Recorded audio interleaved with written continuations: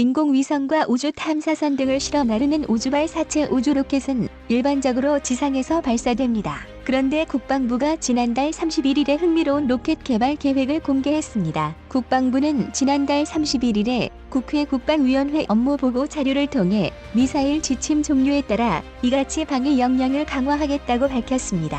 국방부는 업무보고 자료에서 미사일 지침 종류와 관련해 우리 군 주도의 방위 역량을 보다 강화할 수 있도록 전력체계 등을 보완, 발전하겠다고 밝혔습니다. 이어 공중, 해상 기반 우주발 사체를 운용할 수 있는 다양한 플랫폼 등을 개발할 것이라고 설명했습니다. 즉, 공중 기반 우주발 사체를 운용할 수 있는 다양한 플랫폼 등을 개발하겠다는 내용입니다. 지상 발사대가 아니라 항공기에 탑재해 공중에서 우주 로켓을 쏘아 올리겠다는 것입니다. 공중 기반 우주 발사체는 총형 혹은 대형 항공기에 탑재한 우주 로켓을 항공기에 실어 상공에서 발사한 뒤 성층권 이상 공간으로 쏘아 올리는 방식입니다.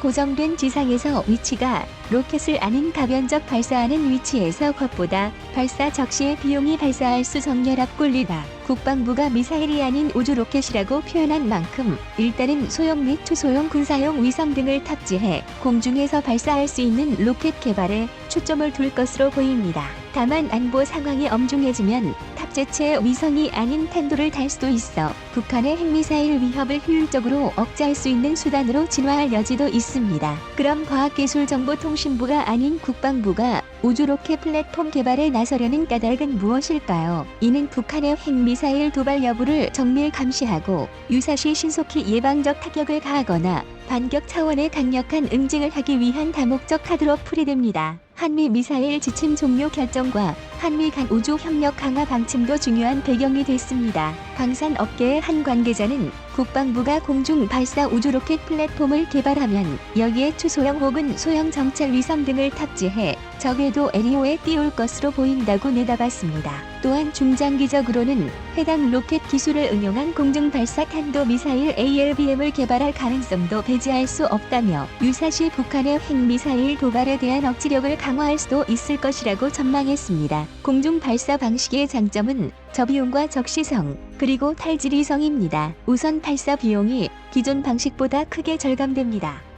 기존의 지상 발사식 우주로켓 비용은 천문학적 수준입니다. 미국의 우주기업 ULA가 간판급 우주로켓인 아들라스 V에 인공위성 등 각종 탑재물을 실어 우주에 보낼 때 고객들에게 청구하는 일회당 발사 총 비용은 최저 1억 900만 달러 약 1210억 원부터 시작합니다. 이는 ULA가 공식적으로 밝힌 일종의 최저 기본 운임일 뿐이고 실제 일회당 발사 비용은 지난해 기준으로 평균 2억 2,500만 달러 약 2.498억 원에 이르는 것으로 알려졌습니다. 반면 영국 항공우주 기업 버진오빗은 공중 발사 우주 로켓인 런처1을 운영하고 있는데 이 로켓의 1회 발사 비용은 1,200만 달러 약 133억 원인 것으로 전해지고 있습니다.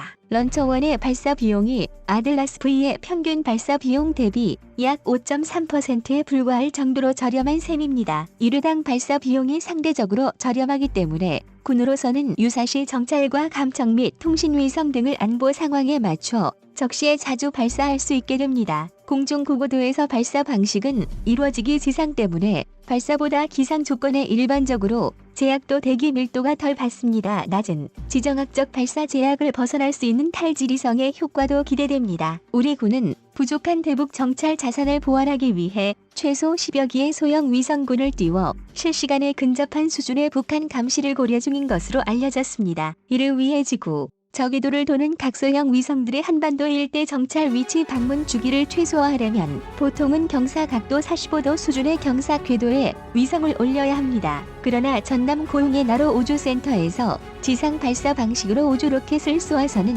위성을 해당 경사 궤도에 올리기 어렵습니다.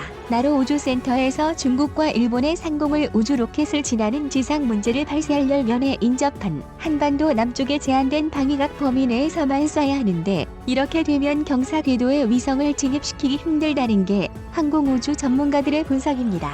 공중 발사 방식은 이 같은 지정학적 제약을 덜 받는 것으로 전해지고 있습니다.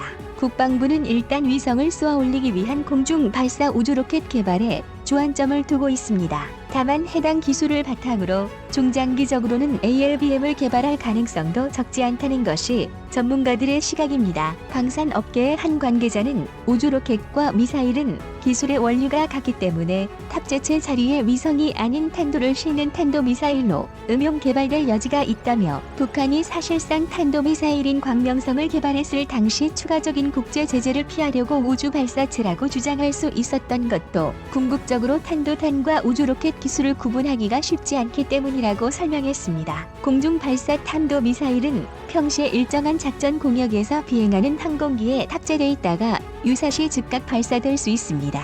그런 만큼 주변국들이 중대한 무력 도발 조짐을 보일 때 예방적 타격을 하는데 동원할 수 있을 것입니다. 또한 만약 북한이 핵도발 등을 통해 우리 측 지상군의 선제 공격을 하더라도 ALBM을 탑재한 항공기가 이들 회피할 수 있는 공역에 머물면 북한의 보복 응징을 가할 수 있으므로 북한의 섣부른 도발을 억제하는 심리적 효과를 발휘할 수 있습니다. 현재 우리나라는 지대지 탄도미사일을 기반으로 한 현무 시리즈 개발에 성공해 함대지와 잠대지 탄도탄으로까지 파생 범위를 넓히고 있습니다. 따라서 추가로 신형 탄도미사일을 개발할 수 있는 역량과 기반도 상당히 갖춘 것으로 평가되고 있습니다. 때문에 우리 군이 공중 발사 우주 로켓이나 ALBM을 개발하려면 이를 탑재할 항공기를 확보하는 것도 중요합니다. 학계 전문가들은 우리 군이 보유한 KF-16, F-15K 전투기는 물론이고 C-130 허클리스 수송기 등을 개량하면 ALBM을 탐지할 수 있다고 분석했습니다. 기존 기종을 개량하지 않고 신형 수송기를 독자 개발에 활용할 가능성도 배제할 수 없습니다. 마침 한국항공우주산업카이는 최근 우리 군이 보유한 노후 수송기 등을 교체할 중형 수송기의 독자적 개발 방안을 올해 군에 제안할 것으로 전해져 공중 발사 우주 로켓과 연동될지 주목되고 있습니다. ALBM 개발은 지난 1960년대 미국이 시작했습니다. 명칭은 AGM-48 스카이볼트, 별칭 GAM-87 미사일입니다. 장거리 폭격기에 궁거리 탄도 미사일을 탑재하는 방안이었는데 기술적 한계로 개발이 중단됐습니다. 1970년대에는 미국 공군이 주도해 대륙 라탄도 미사람 ICBM-급 미사일을 항공기에 실어 발사하는 시험을 진행했는데 이 역시 전력화 단계에는 이르지 못했습니다. 근래에는 러시아, 중국이 초월하고 나섰습니다. 러시아는 이미 ALBM급 미사일을 개발해 운용 중인 것으로 전해졌습니다. 중국도 사거리 3000km급 ALBM 연구 개발에 속도를 내고 있으며 해당 미사일은 2단 고체 연료 엔진 기반이며 핵탄두를 탐지할 수 있는 것으로 평가됩니다. 중국은 이들 투발할 수 있는 신형 장거리 전략 폭격기 시험도 이미 진행하고 있습니다. 실전 배치 시 한국과 일본은 물론이고 미국의 괌과 알래스카 등도 위협할 수 있다는 것이 해외 군사 전문가들의 분석입니다. 국방부는 31일 국회 국방위원회 업무보고 자료에서 한미 우주 협력 강화에 대한 계획도 공개했습니다. 국방부는 연내 전자광학 위성 감시 체계를 전력화하고 내년에 군정찰 위성의 최초 발사를 추진하겠다는 내용입니다. 또한 지난 2013년부터 한미 간국방 우주협력회의 SCWG를 운영해 우주 상황 인식 정보를 공유하고 전문 인력을 교류하며 우주 훈련 참가 확대 및 우주 정책 공동 발전 등 다양한 분야의 협력을 확대하고 있음을 소개했습니다. 한편 국방부는 하반기 한미 연합훈련과 관련해 후반기 연합지휘소 훈련 관련 제반 여건을 종합적으로 고려해 긴밀하게 협의 중이라며 코로나19 사태와 전투 준비 태세 유지, 또한 전시작전 통제권 전환 여건 조성 등을 위한 외교적 노력 지원 등을 종합적으로 고려해 판단하겠다고 밝혔습니다. 아무튼 지정학적 발사 제약을 벗어날 수 있는 탈지리성의 효과와 기상 조건의 제약을 덜 받는 공중 발사형 탄도 미사일이 개발된다면 주변국들의 위협에 효과적으로 대비할 수 있는 진정한 게임 체인저가 될 것으로 보입니다.